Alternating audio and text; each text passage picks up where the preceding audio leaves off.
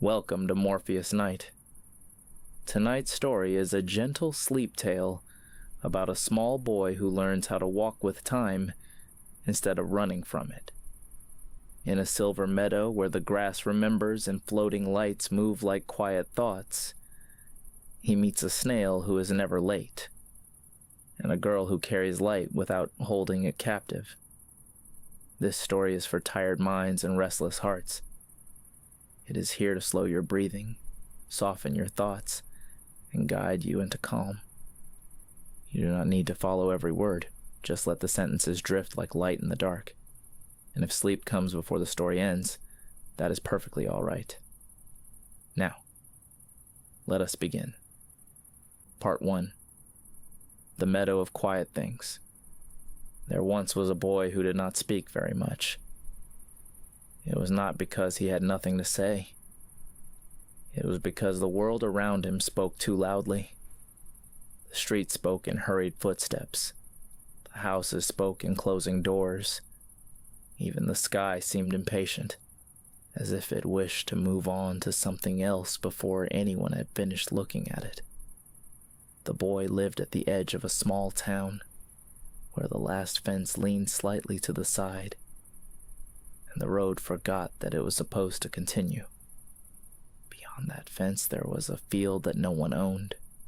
The grass there was pale and carried a faint silver glow at certain hours of the evening. The grown-up said it was only light.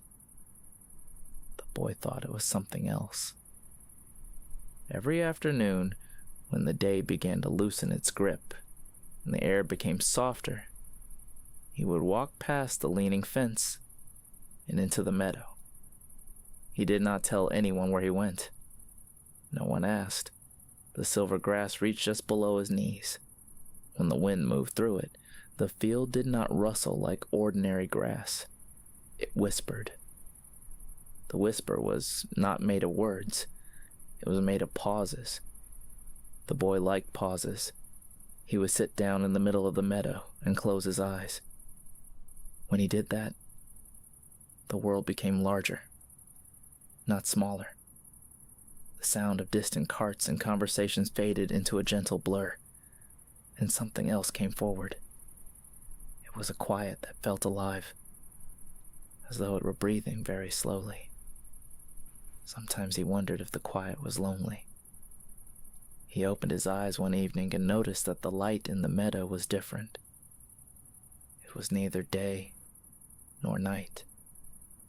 The sky held a soft lavender color, and the grass shimmered faintly, as though each blade carried a memory of sunlight inside it. Small floating lights drifted above the field. They were not bright enough to demand attention. They were not dim enough to ignore. They moved slowly, without pattern, without hurry. When the boy reached out his hand, one of them hovered near his fingers but did not land.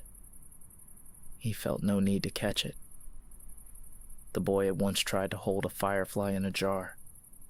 He had thought that keeping it would make its light his own. The light had dimmed by morning. Since then he had decided that some things preferred freedom. The meadow did not ask anything from him. It did not tell him what he should become. It did not measure his height against the future. It did not compare him to other boys who ran faster or spoke louder. In the meadow, he did not have to prove that he existed. He simply existed. One evening, as he walked deeper into the silver grass than he ever had before, he noticed a small stone rising gently from the ground. It was smooth and rounded, as though it had been waiting there for many years. On top of the stone rested a creature he had never seen so closely before. It was a snail. Its shell shimmered with faint tones of silver and soft gold, reflecting the colors of the sky. Around its small body was a tiny blue vest, carefully fitted, as though someone had taken time to sew it. The boy did not laugh. He did not feel surprise in the way grown-ups describe it. He felt recognition. The snail's antennae moved slightly, tasting the air. The floating lights drifted around them both. The boy crouched down slowly so as not to disturb the silence that had gathered between them. For a long moment, neither of them moved. The boy thought about speaking first, but he sensed that this was not the kind of meeting that should begin with noise. Instead, he waited. The snail lifted its head a little higher. Its eyes, small and steady, regarded him without fear. The boy noticed that the snail's movement was deliberate. It did not hesitate, but it did not rush. Each motion seemed complete before the next began. He wondered what it would feel like to live at such a pace.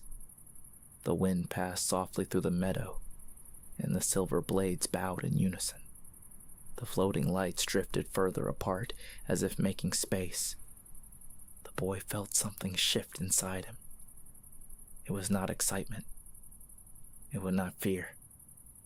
It was the quiet sensation that something important had just begun, though he did not yet know what. He placed his hand gently on the ground beside the stone. "I will not disturb you," he said at last, in a voice softer than the wind. "I only wish to see you." The snail did not retreat.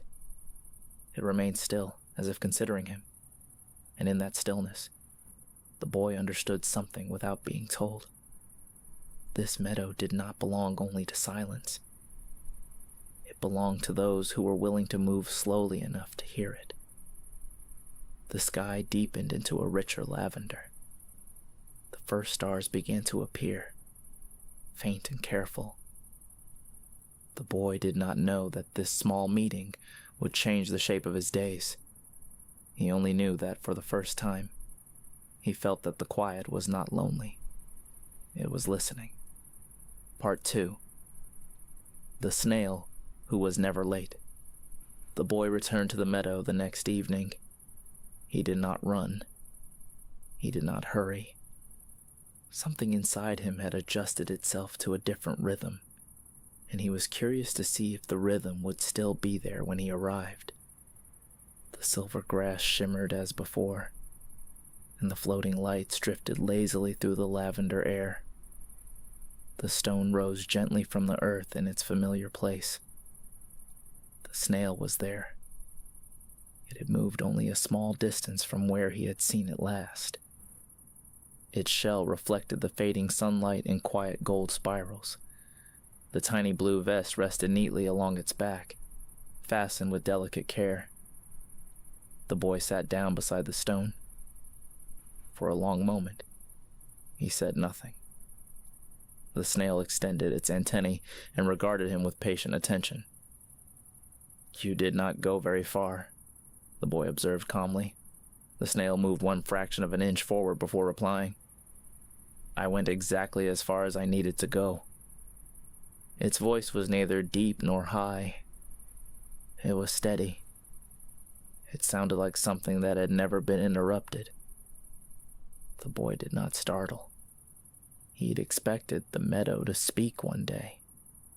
It did not matter to him whether the voice came from the wind or from a creature with a shell. "Do you always move so slowly?" the boy asked. "I do not move slowly," the snail answered. "I move completely." The boy considered this.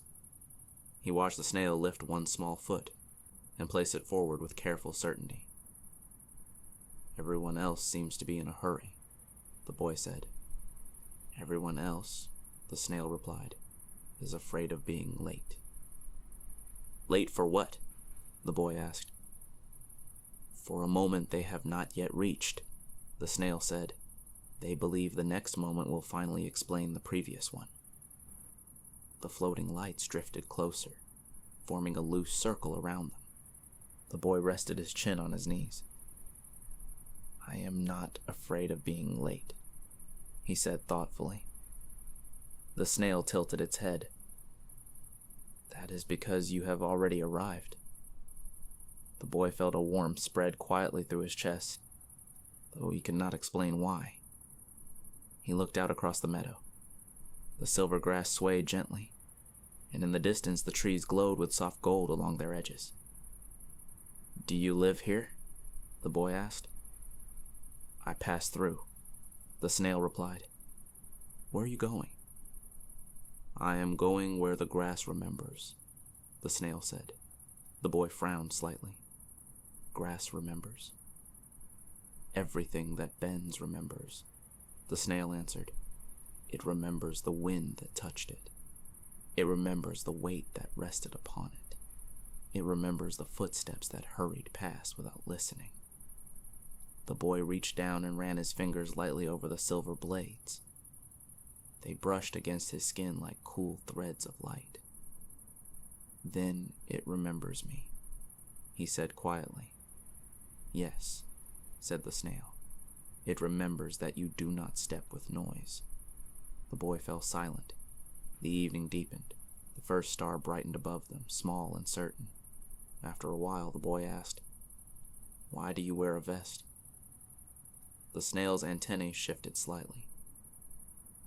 "It was given to me by someone who once believed that I was too small to matter," the snail said. "Why would they think that?" the boy asked. "Because I did not arrive when they expected me," the snail replied. "They thought that speed was important." "And was it?" the boy asked carefully. The snail paused before answering. "No." The floating lights moved in a slow, thoughtful pattern. The boy looked at the snail's shell. It shimmered with soft spirals that seemed to hold the evening sky within them. "Do you ever wish to move faster?" the boy asked. "I have tried," the snail said. "I once believed that if I hurried I would be seen more clearly." "And were you?" the boy asked. "I was seen," the snail answered, "but not understood." The boy nodded slowly. He knew what it felt like to speak loudly and still not be heard. A soft breeze passed over the meadow, and the silver grass bowed in gentle waves. The floating lights drifted upward, as if lifted by an invisible breath. "Why are you here?" the snail asked suddenly. The boy hesitated. "I come because the quiet feels full," he said at last. "It does not feel empty like the quiet in my room." The snail observed him carefully. "The quiet in your room is made of walls," it said. "The quiet here is made of space." The boy let this settle inside him. "In my room," he continued, "I hear what I am not. I hear what I have not done. I hear what I should become." "And here?" the snail asked. "Here," the boy said. "I hear what simply is." The snail moved a little closer to the edge of the stone. "That is why you are not late," it said. The sky shifted from lavender to deep indigo. The stars appeared one by one, patient and unafraid. The boy watched the snail's slow movement. "How long will it take you to reach where the grass remembers?" he asked. The snail considered the question. "It will take as long as it takes," it replied. "If I hurry, I will miss the remembering." The boy felt a quiet smile form on his face. He understood, though not fully. "I think I would like to walk with you," he said. "You may," the snail answered, "but you must not carry me." "Why?" the boy asked. "Because then I would not arrive," the snail said gently. The floating lights shimmered brighter for a moment, as though agreeing. The boy nodded. He would not carry the snail. He would walk beside it. And so, in the silver meadow beneath a sky that no longer hurried, the boy and the snail began to move together, one step and one small glide at a time, not toward a destination, but toward a remembering. Part 3. The Keeper of Floating Lights. The boy learned something strange during the next days. When you walked beside a snail, The world did not become smaller because you were moving less. It became larger because you were noticing more. The meadow revealed things that speed usually erased. He noticed how the silver grass was not one color at all. Some blades shone like moonlight, others like pale steel, and others carried a faint blush of lavender, as if the sky had brushed them with its sleeve. He noticed that the floating lights had personalities. Some hovered boldly near his face as if curious. Others stayed far away, timid and distant. A few drifted in circles, as though they could not decide where they belonged.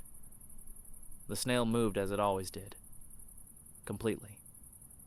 The boy matched the pace. His feet sank softly into the earth. His breathing slowed. Even his thoughts, which usually sprinted ahead of him, began to walk. On the fourth evening, they reached a part of the meadow where the air felt warmer, though the sun had already fallen behind the town. The warmth was not hot. It was like the memory of a hand that had been held. Here, the floating lights gathered in greater number. They drifted between the grass and the low branches of nearby trees, which glowed brighter than the trees in the rest of the field. Their trunks were dark, but their leaves shimmered with delicate gold along the edges, as if each leaf were outlined by a thin flame. The boy stopped and looked up. "It is brighter here," he said. "It is listened to more," the snail replied. The boy did not fully understand, but he did not argue. Arguing would have been too loud. The floating lights moved in slow, chaotic patterns. Some rose, some dipped, some hovered so close to the grass that their glow painted little trembling halos on the blades. The boy watched them carefully and felt a familiar desire tug at him. The old urge to hold something beautiful, so it would not leave. He did not reach for them. He only watched. A faint sound came from deeper among the glowing trees. It was not a voice exactly. It was a small clink, like glass touching glass, followed by the softest laugh, as if someone had learned to laugh quietly out of respect for the evening. The boy turned his head. Between two trees he saw a girl. She could not have been much older than him, though it was hard to tell in the dim light. She wore a simple dress that looked pale in the lavender air, and her hair was tied back loosely, as though she had done it without a mirror. In her hand she held a glass jar. Inside the jar, several floating lights hovered, casting a gentle glow against the glass. The jar did not have a lid. The girl lifted it slightly and watched the lights inside drift toward the open top, rising out whenever they wished. None of them seemed trapped. None of them seemed in a hurry to leave. The boy stepped forward carefully so the grass would not complain. The snail remained on a small stone behind him, observing. The girl noticed the boy and smiled, not brightly but softly, the kind of smile that did not demand to be returned. "You are walking very slowly," she said. "I am walking with a snail," the boy answered truthfully. The girl's eyes shifted to the snail, and her smile widened just a little. "That makes sense," she said. "The meadow likes slow feet." The boy looked at the jar. "Why do you keep them?" he asked. "I do not keep them," the girl replied. "I invite them." She held the jar out so he could see more clearly. The lights inside drifted in gentle arcs. One floated out, hovered near the rim, and then drifted back inside again, as if it had decided the jar was a pleasant place to rest. The boy blinked. "But they can leave," he said. "Yes," the girl replied. "That is why they stay." The boy felt the sentence settle inside him. like a small stone dropping into still water. He watched the jar again, and he thought about the time he had sealed a firefly in his room because he was afraid of losing its glow. He had not wanted to be cruel. He had only wanted to feel certain. "What do you call them?" he asked. The girl tilted her head. "Some people call them fireflies. Some people call them spirits. Some people call them nothing at all because they are too busy to notice." "And you?" the boy asked. "I call them thoughts," she said simply. The boy looked at her carefully. "Thoughts?" he repeated. "Yes," the girl said. "They float like this. They move slowly when you allow them. They move wildly when you chase them." The floating light seemed to flicker in agreement. The boy watched a single light drift away from the jar and weave between the grass blades, like a tiny lantern that had forgotten it was small. "Do they belong to you?" he asked. The girl's expression remained gentle, but there was something firm underneath it, like a root hidden beneath soft soil. "No," she said. "Nothing beautiful belongs to me." The boy nodded slowly. He wanted to ask more, but he did not want to turn the meeting into an interrogation. In the meadow, questions were better when they arrived naturally, like evening. He glanced back at the snail. The snail's antennae moved, tasting the air. It seemed calm, as if it had expected to meet the girl. "Do you come here often?" the boy asked. "I come when my mind is too loud," she answered. "The floating lights help me remember how to be quiet." "How do you do that?" the boy asked. The girl lowered herself into the grass and sat down. The jar rested gently in her lap. The lights inside and outside drifted around her, unafraid. "I do not grab them," she said. "I do not chase them. I let them pass through me the way wind passes through grass." The boy sat down too, a small distance away, careful not to crowd her. For a while they watched the lights together. The meadow felt like a room without walls, filled with slow breathing. After some time, the girl spoke again. "Your snail is wearing a vest," she observed. "It was given to him," the boy said. The girl's gaze softened. "Then someone once saw him," she said. The boy looked down at the grass. "I think the snail sees things that I do not," he admitted. The girl nodded. Snails see time differently. The boy hesitated, then asked, "What is your name?" The girl paused as if she was checking whether the answer mattered. "People in town call me Mira," she said, "but names are not always the most important part." "What is?" the boy asked. Mira lifted the jar slightly. One floating light drifted out, hovered between them, and then drifted upward toward the glowing trees. "What you listen to," she said. The boy stared at the light as it rose. Then, without thinking too much, he asked the question that had been sitting quietly inside him for days. "Can I walk with you?" he said. Mira looked at him for a long moment. Then she nodded once, as if agreeing to something that had already been decided by the meadow itself. "Yes," she said, "but you must walk as you are walking now." The boy understood what she meant. He glanced at the snail, who had begun to move again. Slow, steady, complete. The boy took a small breath. He felt, in a way he could not explain, that the meadow was gathering them for a reason. Not for speed, not for entertainment, but for a kind of truth that could only be found when you moved slowly enough to meet it. Part 4. The tree that remembered. They did not walk in a straight line. The meadow did not believe in straight lines. It curved gently like a thought that did not wish to be rushed toward a conclusion. The snail moved first. The boy followed beside it. Mira walked on the other side, holding her open jar with both hands. Careful but not tense. The floating lights drifted around them as though they were part of a quiet procession. The silver grass brushed softly against their legs. After some time, though time felt different here, the glowing trees ahead grew taller and more defined. Among them stood one tree that seemed older than the rest.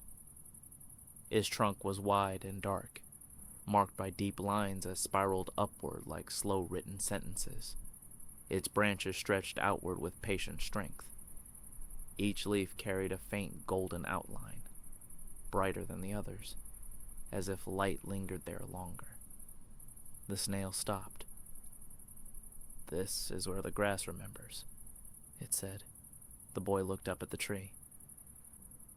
"It looks the same as the others," he said quietly. Mira shook her head. "It does not." The boy narrowed his eyes and tried again. He noticed that the air around this tree felt thicker, not heavy, but full. The floating lights gathered here in greater number, drifting among the branches like tiny lanterns suspended in thought. The tree did not move in the wind. It seemed to listen. They approached slowly. The boy placed his hand against the bark. It was cool at first, then faintly warm, as though the tree had decided to recognize him. For a long moment, nothing happened. Then he felt it. Not a voice. Not a sound. A memory. He saw himself as he had been 1 year earlier, standing in his room, staring at the ceiling while the world felt too large and too demanding. He saw the moment he had closed his eyes because he did not want to answer questions he did not understand. The memory was gentle. It did not accuse him, it simply existed. He pulled his hand back. "I did not ask to remember that," he said. "The tree does not show what you ask," the snail replied. "It shows what has been carried." Mira stepped closer to the trunk. She placed her own palm against the bark and closed her eyes. A floating light drifted toward her shoulder and hovered there. The boy watched her face change slightly, not with fear, but with recognition. After a moment, she opened her eyes again. "It remembers the first time I tried to hold everything together," she said softly. "It remembers how tired I was." The boy looked at her carefully. She did not look tired now. She looked steady. "Does it remember only difficult things?" he asked.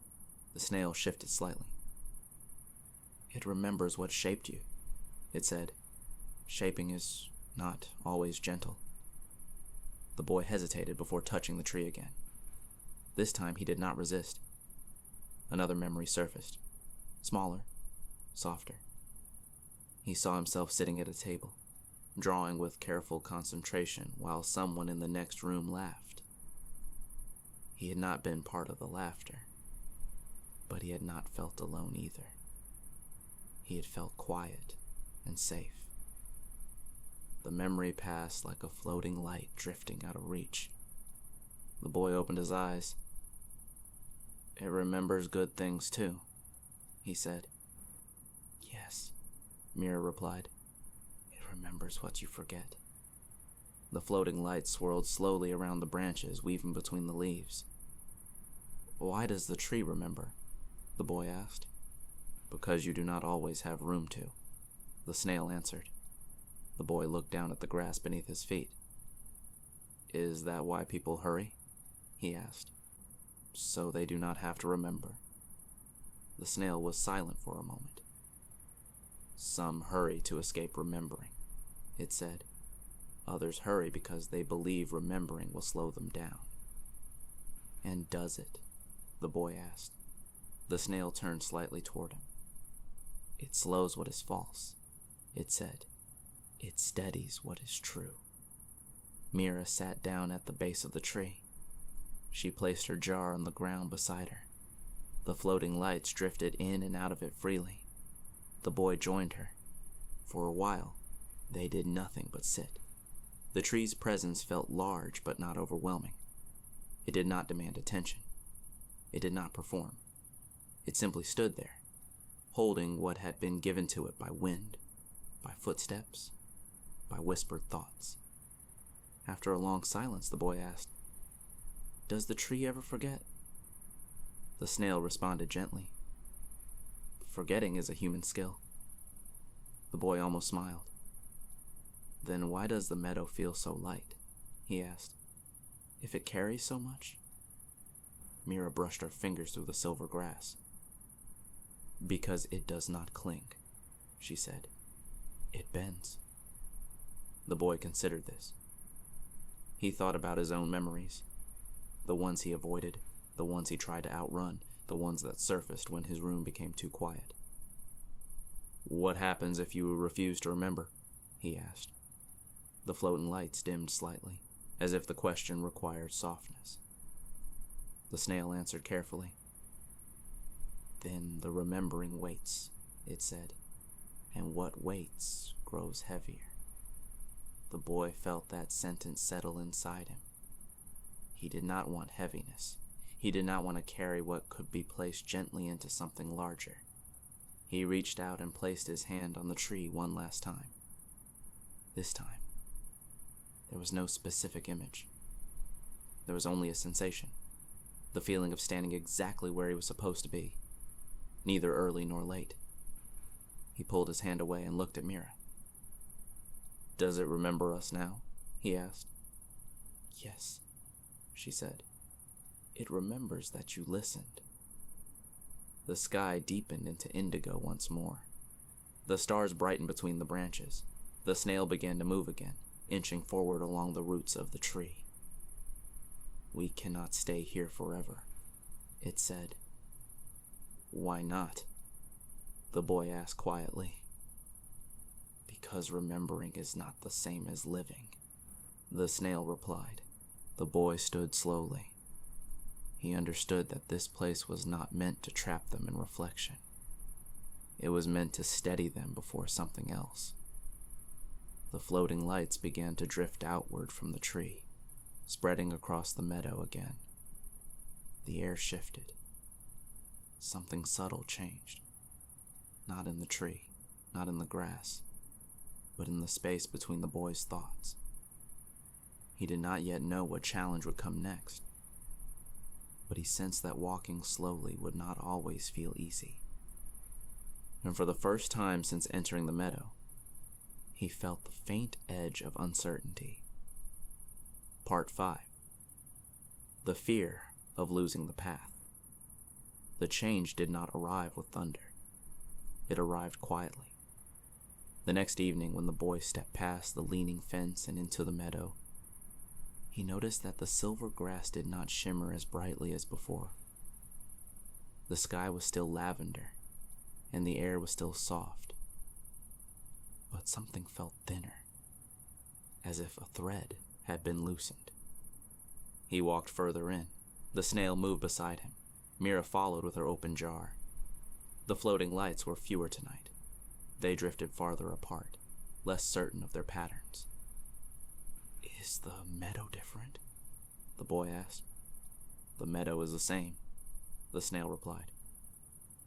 "Then what has changed?" the boy asked. The snail did not answer immediately. "You are asking," it said at last. The boy frowned. He had not meant to bring heaviness with him, but he felt it now. It clung faintly to his thoughts, like mist that refused to lift. He realized that all day he'd been thinking about the tree, about the memories, about the weight of what waits when it is not remembered. He had wondered whether walking slowly would be enough outside the meadow. He had wondered whether the quiet he found here would vanish when the world began speaking loudly again. He had not said these things aloud, but the meadow had noticed. They walked deeper. The glowing trees appeared again in the distance, but tonight their outlines were softer, less defined. The air carried a faint coolness. The boy looked down at the grass beneath his feet. He could not tell whether they were following the same path as before. "Are we going the right way?" he asked. The snail continued forward. "There is no wrong way here," it said. "That is not what I meant," the boy said. "I mean, what if we lose the place where the grass remembers?" Mira glanced at him gently. "You cannot lose a place you have entered," she said. "But I cannot see the path clearly," the boy insisted. The floating lights flickered faintly, as if uncertain whether to rise or settle. The snail stopped. "You are not afraid of losing the path," it said. "You are afraid of losing certainty." The boy swallowed. He had not expected the sentence to feel so accurate. "What if I leave the meadow and forget how to listen?" he asked quietly. "What if I return to my room and the walls speak louder than the quiet?" Mira lowered herself to sit in the grass. The snail remained still. "The quiet is not in the meadow," she said softly. "The meadow only showed it to you." The boy shook his head slightly. "That is easy to say here," he replied. "It is harder when everything moves quickly." The wind shifted suddenly, stronger than before. The silver grass bent sharply to one side. The floating lights scattered in uneven arcs, drifting higher into the air. The glowing trees blurred behind a thin veil of moving mist. The boy's heart quickened. He turned around, trying to find the leaning fence in the distance, but the meadow seemed larger than he remembered. He could not see its edge. "I cannot see where we came from," he said. The snail resumed its slow movement. "You are still standing?" it replied calmly. "That is not the same," the boy said. Mira stood again and walked closer to him. "What do you see?" she asked. "I see too much," he answered, "and not enough." The wind continued to move through the grass, bending it low. The floating lights wavered, their glow dimmer against the shifting air. The boy felt something tighten inside his chest. He had not known that the meadow could feel uncertain. He had believed it was immune to confusion. "What if I lose this?" he asked, though he did not specify what this was. The snail paused beside a small dip in the earth. "You cannot lose what you have understood," it said. "But I do not understand everything," the boy said. "You are not meant to," the snail replied. The wind softened slightly. Mira reached into her jar and lifted it gently into the air. A few floating lights drifted inside. She did not close the top. She only held it steady. "Look," she said. The boy focused on the jar. Inside it, the lights moved slowly again, no longer scattered. They hovered near one another, glowing softly against the glass. "They calm when you stop chasing them," Mira said. "I am not chasing them," the boy protested. "You are chasing the future," the snail said. The boy fell silent. He realized that he'd been imagining tomorrow, imagining the moment when he would return home, when the meadow would not be under his feet, when the silver grass would not whisper. He had been trying to hold what had not yet left. The wind eased. The grass rose gradually back to his gentle sway. The floating lights drifted lower again, resuming their slow and wandering paths. The boy took a breath. It was not as steady as he wished, but it was enough. "What if I cannot always walk this slowly?" he asked quietly. The snail continued forward, deliberate and complete. "Then walk as slowly as you can," it said. "And if that is not enough," the boy pressed. Mira looked at him with a gaze that was neither stern nor comforting. "Enough for whom?" she asked. The question surprised him. He had no answer. The meadow grew still again. The glowing trees sharpened in outline as the mist thinned. The floating lights gathered near the branches, their small halos painting the grass in trembling silver circles. The boy realized something then. The fear had not come from the meadow. It had come from him. He had carried it in, quietly, like a folded paper in his pocket. The meadow had only unfolded it. He looked at the snail. "I am afraid of forgetting who I am," he said plainly. The snail did not stop moving. "You do not forget who you are," it replied. "You only forget who you are not." The boy felt the sentence settle deeply. The wind passed once more through the silver field, but this time it felt like breath rather than force. He did not know whether tomorrow would feel steady. He did not know whether the quiet would remain as clear outside the meadow. But he understood something new. The path was not something drawn in the grass. It was drawn in attention. And attention could not be stolen unless he gave it away. He walked on, not without fear, but without running from it. Part 6. The Lesson of Time. The evening after the wind had unsettled the meadow, the boy arrived earlier than usual. The sky had not yet turned lavender. It was still pale blue, fading gently at the edges. The silver grass looked almost ordinary in daylight, and for a moment he wondered whether the glow had only ever been a trick of dusk.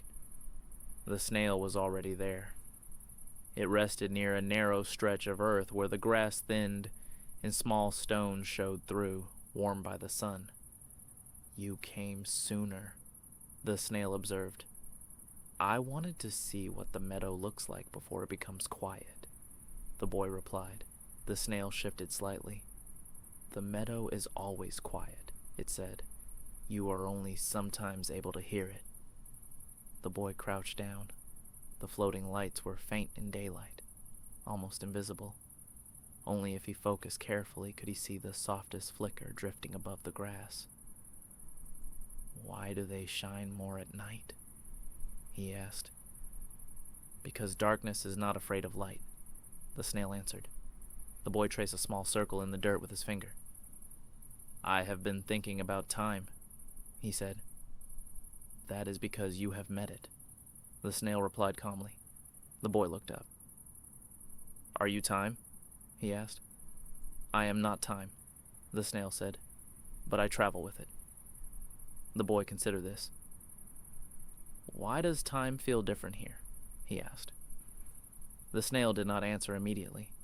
It began to move across the small stones, its body adjusting carefully to each uneven surface.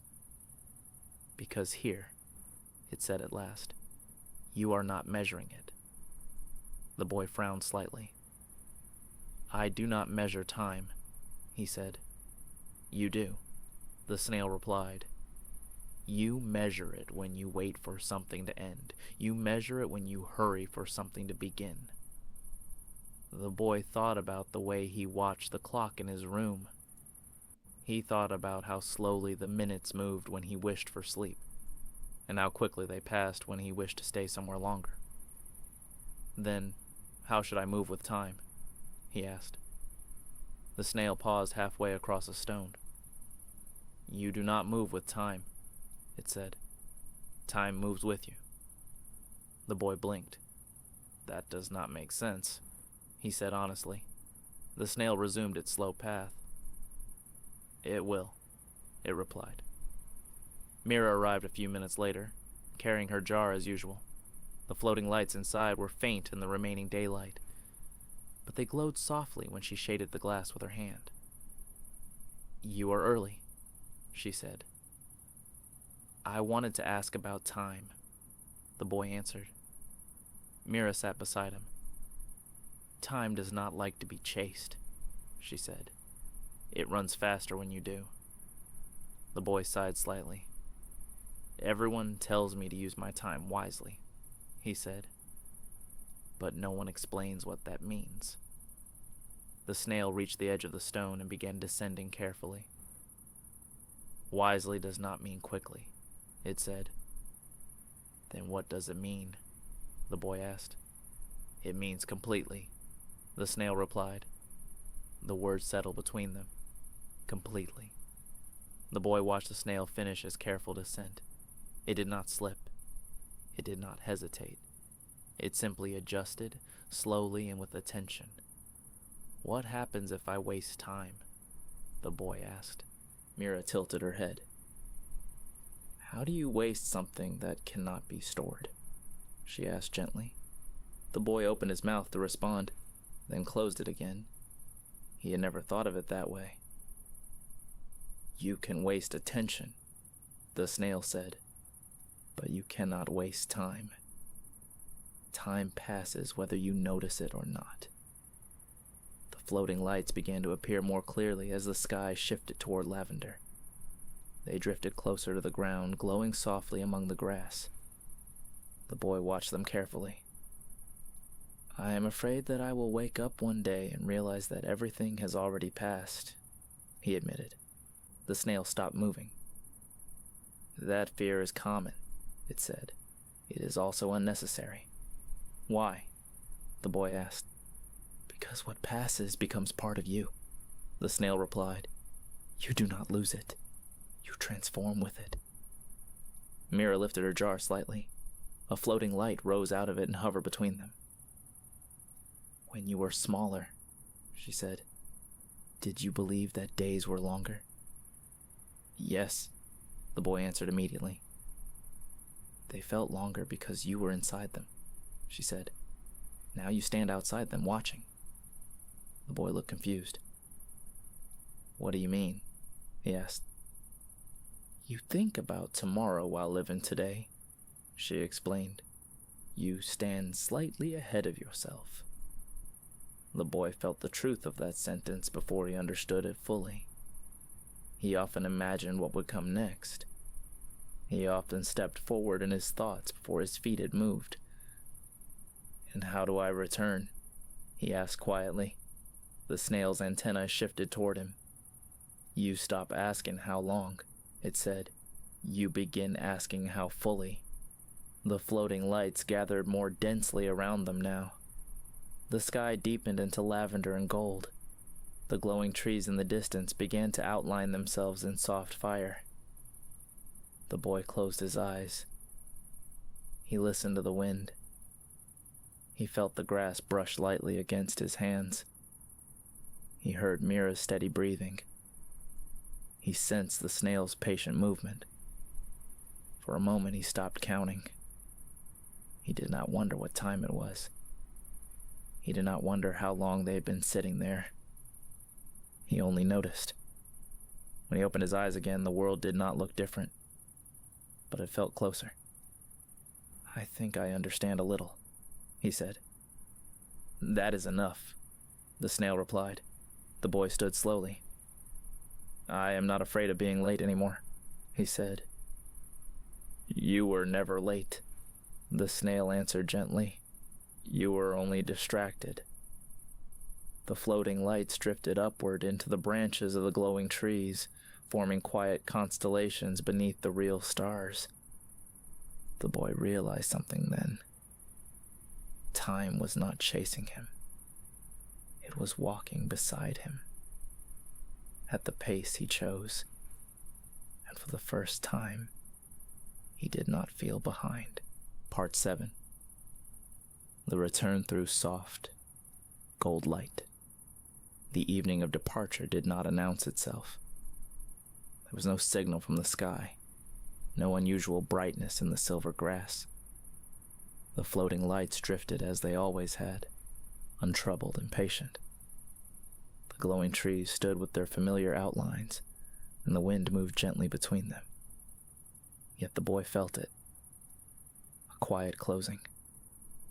He walked into the meadow more slowly than before, not because he was afraid, but because he wished to feel each step. The grass brushed his legs in soft silver waves. The air carried the faint warmth of something ending gently rather than breaking apart. The snail was waiting near the tree that remembered. Mira stood nearby, her jar resting loosely in her hands, The floating lights hovered around her shoulders and drifted in and out of the open glass. "You knew," the boy said softly. The snail inclined its small head. "You did too," it replied. The boy nodded. He did not ask whether he would return tomorrow. He did not ask whether the meadow would remain unchanged. He understood now that the meadow was not something to possess. It was something to enter. They began walking without deciding to. The three of them moved through the silver grass toward the open stretch of field where the sky widened and the trees thinned. The lavender light of evening deepened into gold near the horizon. It was not a bright gold. It was soft, like the inside of a lantern just before it dims. The floating lights gathered lower than usual, surrounding them in a gentle halo. "Will you stay here?" the boy asked Mira. Mira considered her answer. "I stay when I need to," she said, "and I leave when I must." The boy turned to the snail. "And you?" he asked. "I continue," the snail replied. "Where?" the boy asked. "Where time is being misunderstood," the snail answered calmly. The boy almost smiled. "That seems like many places," he said. "It is," the snail replied. They reached the edge of the meadow where the silver grass slowly blended into ordinary green. The leaning fence stood in the distance, quiet and unchanged. The boy stopped. The gold light of evening rested on his face. The floating lights drifted around him, then slowly began rising toward the glowing trees behind them. He felt no panic. He felt something steadier. "I'm afraid that when I leave, everything will become loud again," he said honestly. The snail moved closer to his foot. "Sound does not become loud," it said. "Attention becomes scattered."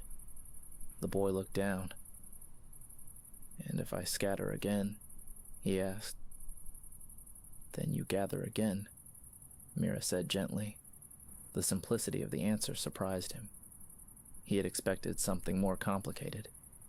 The floating lights thinned in number as they drifted upward and away. The meadow grew darker but not empty. The boy took one slow breath. He looked at the tree that remembered. He looked at the silver grass bending softly in the wind. He looked at Mira, who held her jar open without fear of losing what it contained. Then he looked at the snail. "Thank you," he said. The snail's antennae shifted slightly. "You walked," it replied. "That is enough." The boy crouched down, not to pick up the snail, but to bring himself closer to its level. "I will not carry you," he said softly. "I know," the snail answered. Mira stepped forward. She lifted the jar one last time. A single floating light drifted out and hovered before the boy's face. It pulsed faintly, steady and warm. "Take this," she said. The boy hesitated. "I cannot hold it," he said. "You do not need to," she replied. The light drifted forward and rested briefly against his chest, just above his heart. It did not burn. It did not sting. It simply glowed, then slowly dissolved into him like mist settling into water. The boy felt nothing dramatic, only clarity. The floating lights continued rising, joining the quiet constellations forming among the trees. The sky deepened fully into indigo. "It is time," the snail said. The boy stood. He did not rush toward the fence. He did not look back repeatedly in fear that the meadow would vanish. He walked. The silver grass gradually thinned beneath his feet. The glow softened. The ordinary earth returned. When he reached the leaning fence, he paused. He turned once. The meadow remained.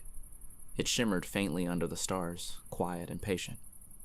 Mira had already faded into the lavender shadows between the trees. The snail was no longer visible, though the boy knew it was still moving. Somewhere. Completely. The boy stepped over the fence. The town lights flickered in the distance. A door closed somewhere. A voice called from a nearby street. The world had not grown quieter, but he had. He walked toward his home with steady steps, carrying nothing in his hands. Yet he did not feel empty. The soft gold of the meadow had not stayed behind. It had followed him. Part 8. The quiet that stayed. When the boy entered his room that night, nothing had changed. The walls were the same pale color. The chair near the window leaned slightly to one side. The small crack in the ceiling traced its familiar thin line above his bed. The room did not glow silver. There were no floating lights drifting between the corners. Yet the boy did not feel the old heaviness. He stood still for a moment and listened. The house carried its usual sounds. A floorboard shifted. A door closed somewhere below. The wind pressed lightly against the window. The sounds were not loud. They were simply present. He sat on the edge of his bed. In the past, this was the hour when his thoughts would grow restless. They would circle quickly, brushing against one another like birds startled into flight. He would try to silence them, or outrun them, or push them toward tomorrow. Tonight, he did not chase them. He watched them the way he had watched the floating lights. A thought rose. What if tomorrow feels different? He did not grab it. He did not argue with it. It drifted. Another thought appeared. What if I forget the meadow? He noticed the thought carefully. It glowed faintly with worry. He let it pass. The quiet in his room did not feel like walls anymore. It felt like space. He lay back and looked at the ceiling. The crack above him resembled a thin silver line, almost like a blade of grass stretched across white sky. He had never noticed that before. He smiled faintly. The next morning, the world was as hurried as ever. Voices spoke over one another. Footsteps moved quickly across streets. Doors opened and closed without ceremony. The boy felt the pace press gently against him, inviting him to join it. For a moment he nearly did. He nearly began measuring the day. But then he remembered the snail descending from the stone. Completely. He remembered Mira holding the jar open. He remembered the tree that remembered without clinging. He did not slow the world. He slowed himself. He walked to where he needed to go, not dragging his steps, not performing calmness, but choosing each movement with quiet attention. He noticed small things, the way sunlight rested on a window frame, the way dust moved in thin golden lines when a door opened, the way someone's laughter softened at the end, like a floating light drifting upward. The day did not stretch longer. It felt fuller. At one point, someone asked him a question he did not know how to answer. In the past, he would have rushed to fill the silence. Instead, he allowed the pause to exist. The pause did not harm him. It did not expose him. It gave him space. That evening, he returned to the leaning fence. He did not expect the meadow to glow. He did not expect to find the snail waiting on the stone. He stepped over the fence and walked into the field. The grass was green now, touched faintly with silver where the sun lowered. The floating lights were few, barely visible in the fading daylight. He walked deeper. The meadow did not perform for him. It did not rearrange itself to prove it still cared. It simply existed. He stood near the place where the tree had once felt closest. The glowing outlines were softer now, almost invisible in the last light of day. He placed his hand on the bark. There was no rush of memory, no sudden image, only warmth. He understood something quietly then. The meadow had not been a place separate from the world. It had been a place that revealed the world more clearly. He did not need to see the snail to know that it was still moving somewhere. Not late, not early, but exactly as far as it needed to go. He did not need to see Mira to know that her jar was still open. The floating lights drifted low around his feet, small and unafraid. One hovered briefly near his hand. He did not try to hold it. He simply watched. The sky deepened from gold to lavender, and from lavender to indigo. The first star appeared, patient and steady.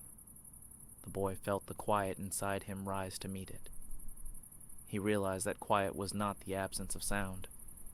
It was the absence of resistance. He had once believed that he needed a special place to feel steady. Now he understood that steadiness could travel with him. The meadow had not given him something new. It had shown him what had always been possible. He turned and began walking back toward the leaning fence. He did not hurry. He did not linger. He moved completely. Behind him, the silver grass bent softly in the wind, remembering. Above him, the floating lights drifted upward, joining the patient stars. And within him, the quiet did not disappear. It stayed.